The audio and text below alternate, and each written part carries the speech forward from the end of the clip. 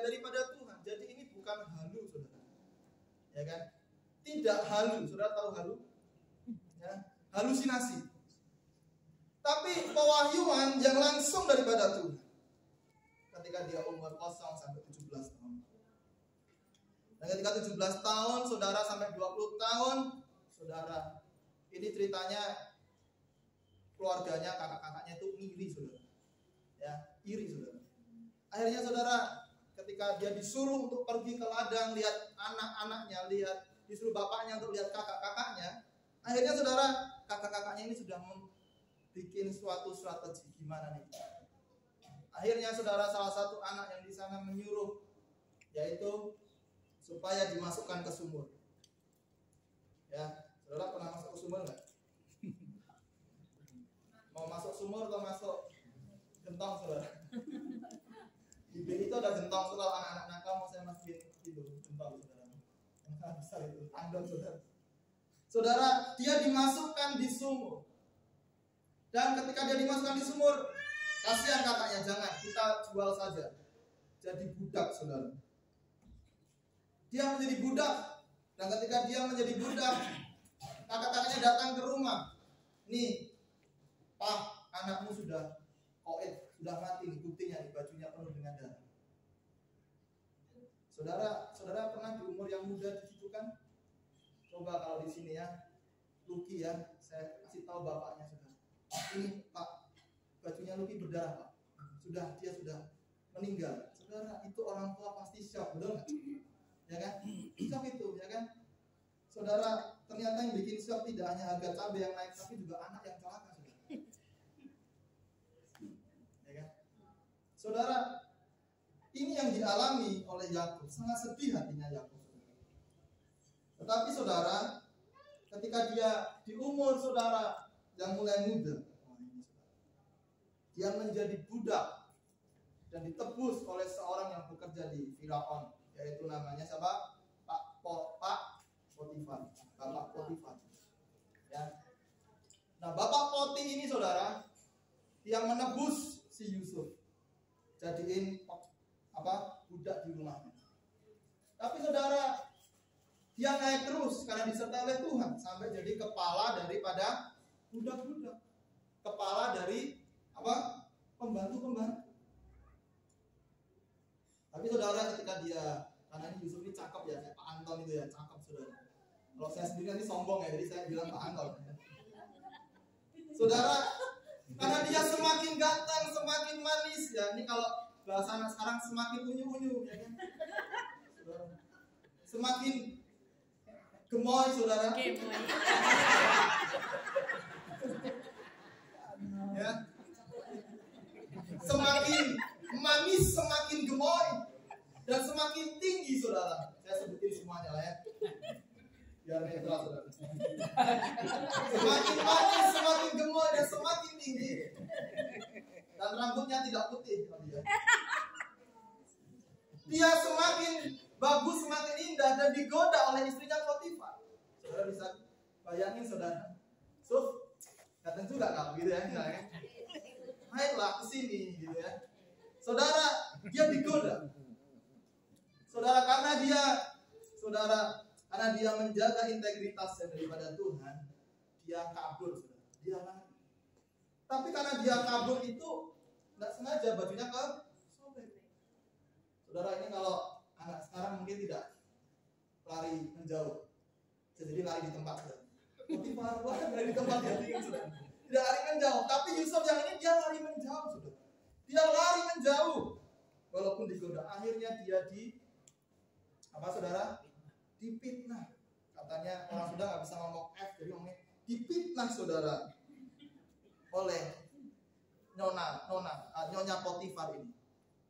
Akhirnya dia masuk kembali ke penjara. Udah dibuang ke sumur, dapat kepercayaan, digoda, difitnah, saudara, masuk penjara lagi. Wah, ini sangat-sangat susah. Tetapi ketika dia di penjara, saudara, dia bisa menjadi orang kepercayaan dari kepala penjara. Ya, ini baru saja kepercayaannya kepala sipir gitu ya. Saudara, di umur 20 sampai 25 tahun. Di umur 25 sampai 30 tahun dia menafsirkan mimpi juru minuman dan roti yang bekerja di kerajaan Fir'aun. Sampai dia menafsirkan mimpi Fir'aun. Dia menyimpan, dia tahu akan terjadi masa kesusahan yang besar. Dan akhirnya dia menjadi orang nomor 2 di Mesir. Orang nomor 2 ya, di Mesir. Dan di umur 30 sampai 10 tahun dia memiliki 2 anak yang namanya siapa? Apa saudara? Efraim dan Manasye. Akhirnya dia juga membawa keluarganya yang waktu itu mengalami kesusahan ke Mesir. Sampai dia meninggal ke Mesir di umur yang 110 tahun. Saudara, kalau kita melihat timeline kehidupan daripada Yusuf, saudara, kita bisa melihat garis besarnya bahwa ternyata dalam kehidupan tidak selalu baik. Dalam kehidupan tidak selalu mulus seperti jalan tol dan kulit yang dikasih handbody setiap hari. Ya. Ada gelombangnya, ada cobaannya, ada tantangannya. Tetapi saudara, kita belajar bahwa kehidupan Yusuf menunjukkan kepada kita bahwa Allah bukannya tidak kompeten, melainkan mau secara aktif terlibat dalam kehidupan kita. Mungkin Tuhan seperti silent and hidden, saudara. Dia seperti diam dan tersembunyi dan tidak terlihat, tetapi dia mau secara aktif terlibat dalam kehidupan Yusuf dan juga kehidupan kita. Dengan melihat kehidupan Yusuf, kita melihat betapa dalamnya dosa, rencana Allah, dan bagaimana kasih karunia bekerja yang membantu kita memahami pergumulan dan kekecewaan kita, sehingga menuntun kita untuk menghargai tuntunan Allah dalam hidup kita dan akhirnya menerima kekayaan kerajaan. Saudara, tidak mudah hidup sebagai seorang anak muda di zaman itu dan juga di zaman ini. Tantangannya tetap sama, tapi wujudnya berbeda. Kalau dulu tantangan seksual langsung di hadapan Tante Potifar, betul nggak? Ini sekarang di handphone, saudara, ada banyak sekali yang bisa kita akses, saudara. Hanya bentuknya saja yang berbeda. Secara esensi tetap sama. Nah, saudara, hari ini saya akan mengutbahkan 3 hal bagaimana kita menerima kekayaan dan kerajaan. Yang pertama, saudara, kita menerima dan melakukan visi Allah. Saudara, Yusuf menerima visi Allah di lewat mimpi. Jadi bukan mimpi di siang bolong. Ya. Ini mimpi dan visi yang dari Tuhan secara langsung di dalam hidup. Ya, kalau mimpi, saudara, mimpi, kalau udah mimpi, suka mimpi yang buruk atau mimpi yang baik, bapak-bapak? Bapak-bapak dulu ya, mimpi yang buruk atau mimpi yang baik? Mimpi yang baik. Mimpi yang baik. Ibu-ibu suka mimpi yang baik atau yang buruk? Yang baik. Anak-anak, adik-adik suka mimpi yang buruk atau baik? Mimpi yang baik. Kalau mimpi buruk, maunya langsung cepet-cepet bangun, betul nggak? Kalau mimpi yang baik, saudara, pengen lama tidur terus, lanjutin terus. Kalau bisa berseri-seri, saudara. Ini namanya hidup dalam mimpi, saudara. Tidak mau menghadapi kenyataan. Saudara, Yusuf menerima visi Allah di tengah kenyamanan sebagai anak Yakub yang terakhir. Di tengah kenyamanan dia dapat mimpi, ya kan? Dapat visi daripada Allah, ya, bahwa semuanya akan menyembah Yusuf, kan? Dan dia mendapatkan mimpi di tengah ketidaksempurnaan dan keberdosaan manusia. Dia bermimpi di tengah keluarganya yang tidak sempurna. Yakub itu tidak sempurna sebagai seorang bapak, saudara. Dia bergulat, dia ditipu, dia menipu, saudara.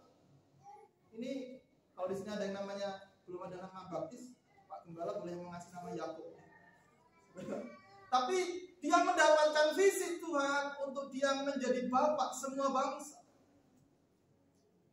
Sama dengan Yusuf.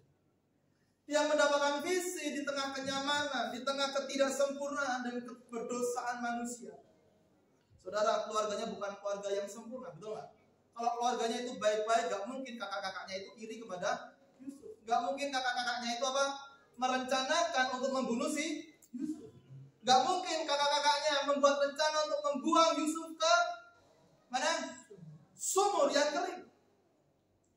Saudara, maka dari itu saudara, di tengah ketidakkenyamanan, ketidaksempurnaan dan keberdosaan manusia, dia mendapatkan visi Allah. Amin. Maka dari saudara, gambaran Yusuf masuk ke sumur itu, dia sudah hilang segala sesuatu yang ada dalam dirinya. Saudara bayangin sumur kering, saudara, gak ada air, gak ada kehidupan, jauh, saudara. Itu dia kehilangan, gambaran daripada kehilangan identitas dia. Dia udah hilang semua. Nah saudara, di tengah itu semua, dia menerima visi Allah lewat mimpi.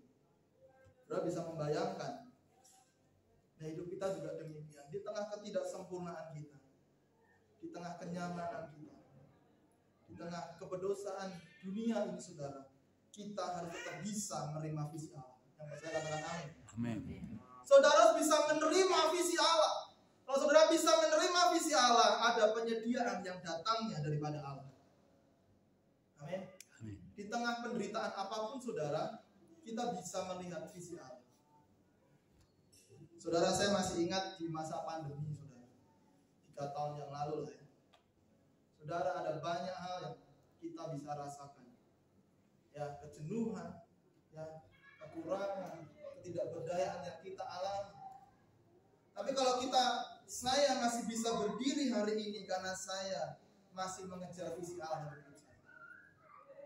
Berapa banyak orang yang mati, berapa banyak orang yang tidak bisa hidup kembali.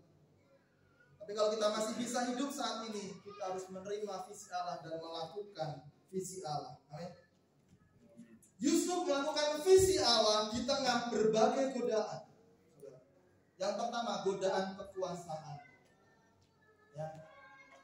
Berapa banyak saudara orang-orang Kristen hari-hari ini kalau dari tempat yang sangat tinggi dia bisa melakukan korupsi kapan saja. Betul? Korupsinya tuh nggak main-main ya saudara. Ya, ngomongnya anak Tuhan tapi kok korupsi. Berarti dia tidak sedang melakukan visi Allah.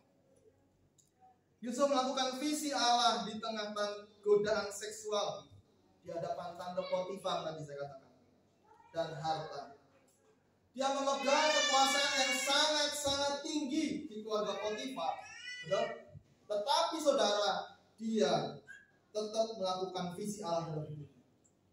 Saudara, visi Allah diperoleh dengan kita meninggalkan comfort zone kita, zona nyaman kita.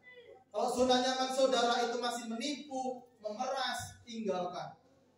Kalau zona nyaman saudara hidup dalam agamawi, kalau nggak ke gereja takut nggak diberkati, saudara. Berkat itu saudara datang kepada Tuhan. Masa depan adik-adik semua datang kepada Tuhan. Itu adalah suatu meninggalkan zona nyaman juga. Saudara, Yusuf meninggalkan zona nyaman dia. Yusuf bisa menghadapi berbagai godaan hidup dia. Saudara, katanya sekarang godaan kita adalah katanya Cak Lontong, saudara, harta, tahta, dan raisa. Ya kan? Harta, tahta, dan raisa. Ya, tapi sekarang ditambah lagi.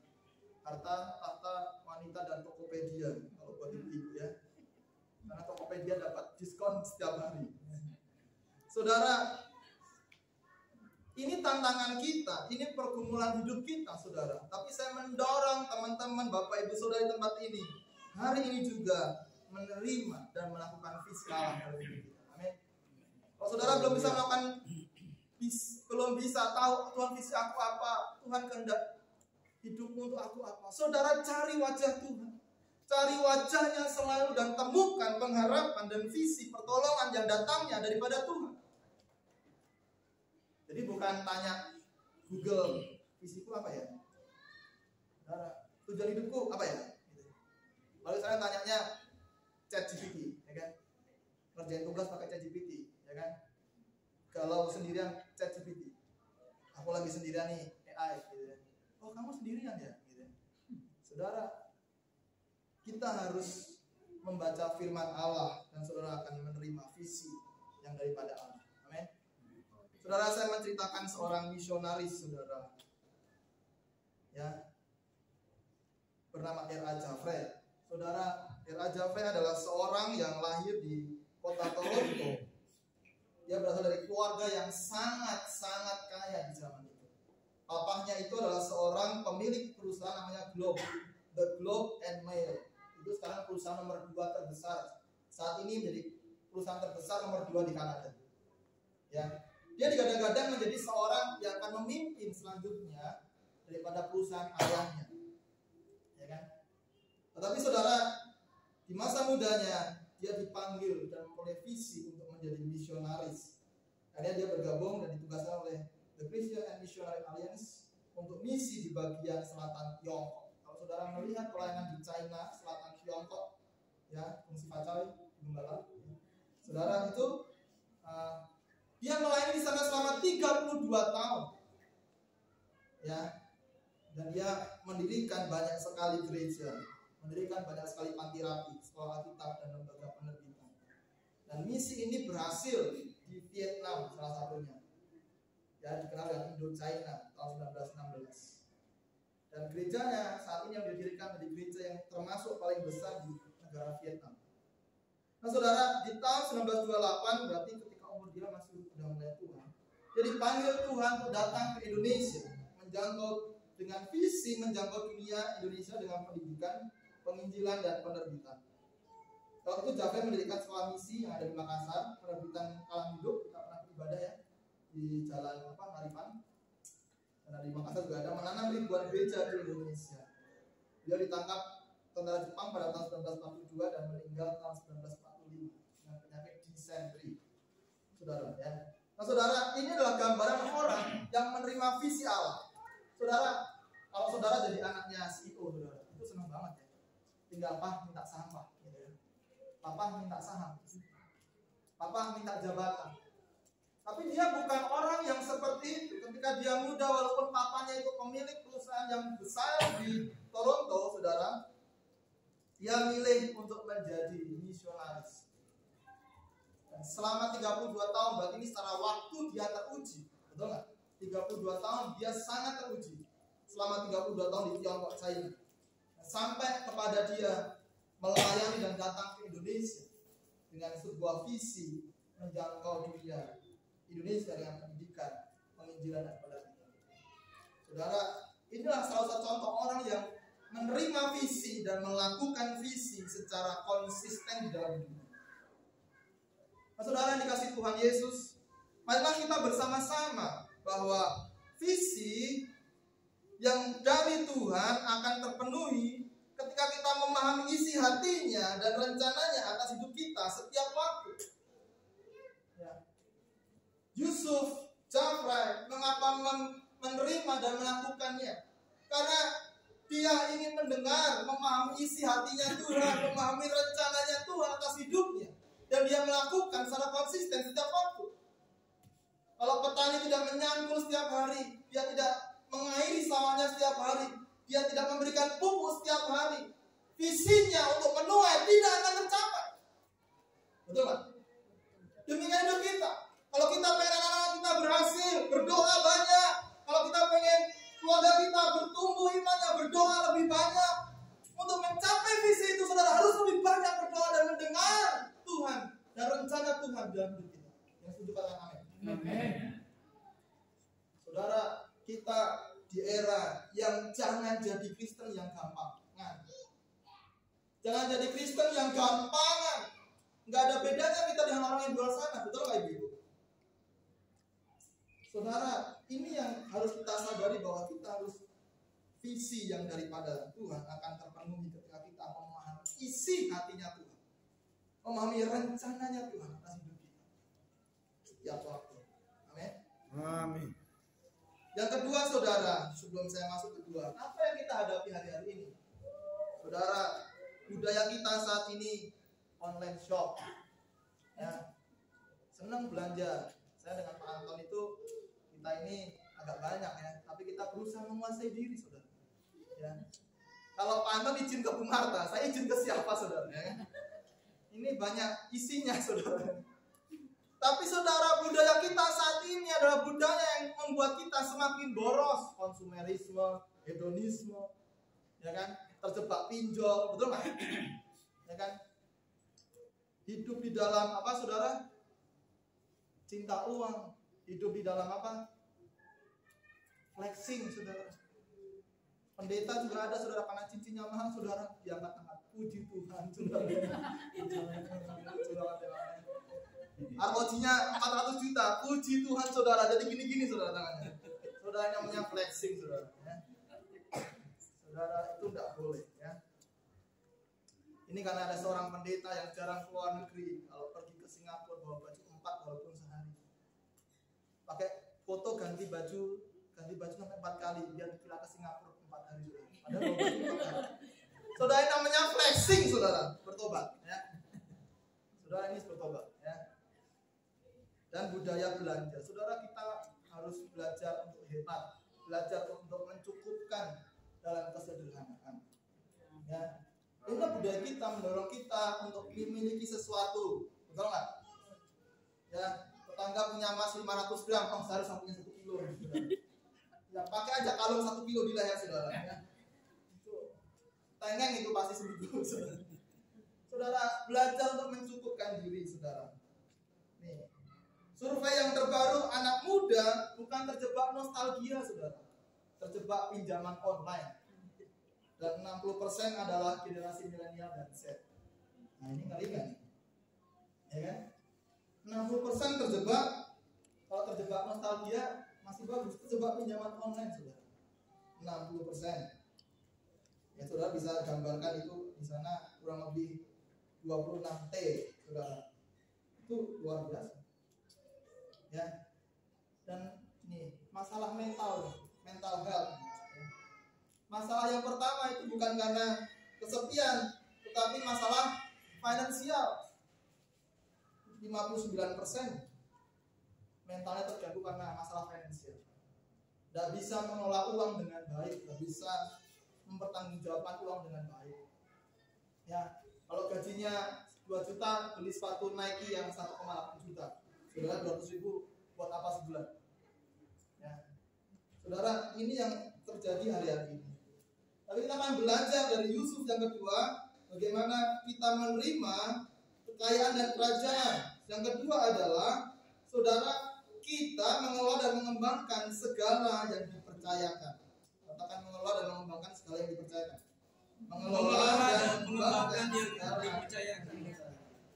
Manusia yang pertama, Adam, saudara, dia bukan untuk menguasai, tapi dia dipercayakan untuk menata, layani Taman Eden. Makanya dia bisa beri nama hewan, bisa beri nama tumbuhan, ya kan? Bekerja dengan sungguh-sungguh.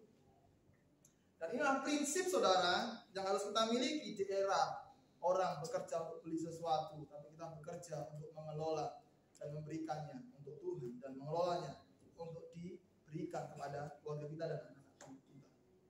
Saudara, Yusuf mengelola dan mengembangkan segala yang dipercayakan. Alkitab mengatakan bahwa dia disertai oleh Tuhan dan segala, katakan segala, sesuatu yang dikerjakan berhasil. Ya, saudara, dia melakukan segala sesuatu yang dilakukannya itu berhasil. Ya, ketika dia di rumah Potifar, dipercaya, dia melakukan dengan sungguh-sungguh, bekerja dengan sungguh-sungguh dan berhasil. Ya, dia melakukan dengan sungguh-sungguh. Ketika dia jadi kepala penjara, dia melakukan dengan sungguh-sungguh, mengelolanya dengan sungguh-sungguh, mengembangkannya dipercayakan dengan sungguh-sungguh dan berhasil. Kuncinya, saudara, supaya saudara diberkati adalah mengelola dan mengembangkan segala sesuatu yang diberikan Allah dengan sungguh-sungguh. Ya, kalau saudara nggak mengembangkan, mengelola, saudara terjebak pinjol. Ya, saudara harus belajar bahwa Yusuf orang yang disertai oleh Tuhan. Penyertaan Tuhan jauh lebih penting daripada strategi kita. Penyertaan Tuhan lebih penting daripada rencana kita. Betul? Ya. Yang kedua, dia tunduk pada otoritas, mengelola dan mengembangkan yang dipercayakan dengan benar. Saudara, dia ini dilatih, saudara, oleh bapaknya pertama. Kunjungin kakak-kakakmu, pertama dilatih dulu. Memang dia dipercaya. Tapi ketika dia menjadi orang yang dipercaya, saudara, dikatakan bahwa dia diberikan otoritas mengelola dan mengembangkan yang dipercayakan itu dengan benar. Ya kan? Dia belajar untuk mengosongkan semuanya dulu. Ya kan? Dan ketika dia tahu bahwa ketika dia berjumpa dengan Fir'aun, saudara, dia bisa mempertanggungjawabkan dengan benar. Ya. Ketika harusnya ada masa kekeringan, saudara, dia sudah tahu. Simpan dulu, bro, Fir'aun, gitu kan? Pak Fir'aun. Ya. Akhirnya dia menjadi orang nomor 2 di Mesir. Karena dia bisa dipercaya. Saudara, ini prinsip. Kalau saudara dipercaya 50.000, saudara bisa mengembangkannya berapa? Minimal 10%. Ya, mengembalikan kepada Tuhan, saudara, 10%, mengembangkannya 10%. Ya. Saudara, itu adalah prinsip, saudara. Kalau saudara dipercaya 1 juta, saudara harus dikembangkan. Ini bicara tentang mengelola dan mengembangkan. Berapa persen yang disimpan, berapa persen yang dibagikan, berapa persen yang dipersembahkan, berapa persen yang untuk kebutuhan kita sehari-hari. Ini adalah bicara tentang mengelola dan mengembangkan. Ya. Saya tidak tahu, tapi mungkin Lira lebih tahu ilmunya. Ya. Tapi saudara, ini yang harus kita miliki dalam hidup kita. Kalau enggak, saudara, bapak-bapak, ibu-ibu harus mengajari anak-anaknya untuk mengelola uang dengan baik, menabung dengan baik, ya, sehingga tidak terjebak dengan hal-hal yang sedemikian rupa. Dan Yusuf belajar dari dia muda mengelola, mengembangkan apa yang dipercayakan dia dengan benar. Dan Alkitab mengatakan bahwa dia penuh dengan roh Allah, berakal budi dan bijaksana. Saudara, Kejadian 41:38-42. Jadi mengapa dia bisa mengelola? Mengapa dia bisa mengembangkan? Karena yang pertama, dia penuh dengan Roh Kudus. Ya, udah penuh Roh Kudus nggak khawatir, saudara. Ya kan? Udah, saya berserah sama Tuhan. Tapi juga bukan takdir. Berserah sama Tuhan itu artinya kita melakukan bagian kita, Tuhan melakukan bagian kita. Kalau kita sudah melakukan 100%, Tuhan pasti akan tolong 100%. Amin. Jadi beda prinsip berserah kepada Tuhan dengan prinsip daripada apa? Takdir. Nah, ini beda. Takdir udah menyerang, udah kayak gini, Mas Yusuf. Udahlah saya gini aja nih, udah gini aja cukup. Saudara, belajar untuk berserah kepada Tuhan. 100% yang saudara lakukan, 100% yang Tuhan kerjakan. Amin. Nah, ini dia penuh dengan Roh Allah, makanya dia bisa mengelola dan mengembangkan. Ya. Dan yang kedua, dia berakal budi. Berarti pinter nggak nih? Pinter. Ya kan? Pinter nih. Makanya dia bisa. Makanya kalau dulu saya belajar ya, pinter saja nggak cukup kalau nggak penuh dengan Roh Kudus. Ya, pinter aja nggak cukup. Ya kan? Penuh skillful, baik, tapi kalau karakternya jelek, saudara nggak ada artinya. Nothing. Saudara boleh skillful tapi harus karakter baik. Saudara harus apa? Pinter tapi juga penuh dengan Roh Kudus. Nah, itu namanya buy one get one. Saudara senang nggak buy one get one? Beli 1 dapat 1. Senang. Ya, buy one get one senang nggak? Senang. Ya, beli minyak 1 liter gratis 2 liter. Saudara takut akan Tuhan, dapat kepinteran. Buy one get one. Beli 1 dapat 1. Udah beli 1 minta 3, ini namanya maruk, saudara. Ini nggak dikasih Tuhan. Saudara harus Yusuf adalah orang yang pintar. Yang selanjutnya dia orang yang bijaksana. Bijaksana mengelola waktu, mengelola uang, mengelola segala hidup kita. Apalagi adik-adik muda ini. Ya. Bijaksana mengelola waktu kita. Kapan belajar, kapan bermain, kapan bikin konten, ya. Kapan kerja kelompok. Saudara, kapan berdoa. Bijaksana dalam mengelola waktu. Yusuf ini orang yang bijaksana dalam segala hal. Mengelola waktu, mengelola uang, mengelola situasi pun dia bisa. Ini orang yang menjadi orang yang luar biasa.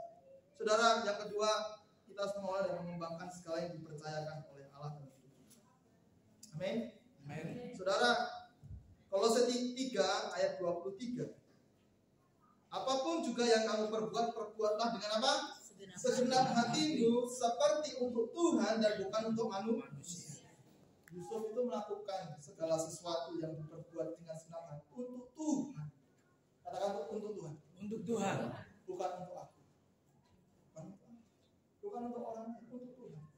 Kalau saudara melakukan pekerjaan segala sesuatunya, fokusnya kepada Tuhan, pemeliharaan